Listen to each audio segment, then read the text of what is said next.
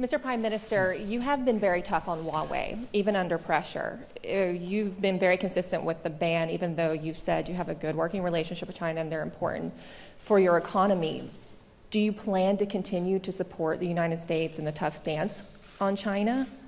And can you give any more specifics about what you've told the President you would do to help in his measures to reach a fair trade deal?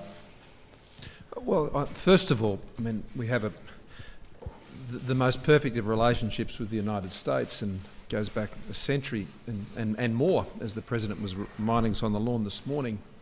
We have a comprehensive strategic partnership with China. This is the part of the world in which we live, and managing that relationship is important to Australia's national interests. One thing I can always assure you, and I think the President can say the same, we will always, both of us, act in the national interests of our countries. We will always put our country's interests first. And that means engaging countries in our own region, not just economically, but at a people to level as well.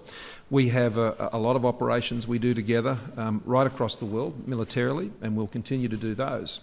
But the focus, I think, at the end of the day, has to be what's best for our people. And that means a stable, secure region, and the presence of the United States in the Indo-Pacific, where they have been for a very long time, is a stabilising force in the region. And what does that mean? It means that countries can trade with each other, economies can develop, people come out of poverty. The United States has had a positive presence in our region, and that's why we always work together, because we share objectives. It isn't a matter of the United States saying to us, we need you to do this, or Australia saying to the United States, we need you to do this. It's about us having shared objectives and looking through the world through a similar lens. And so that just naturally brings us together to focus on the things that promote prosperity. As I started out in my remarks today, we love jobs, the President and I. We love jobs.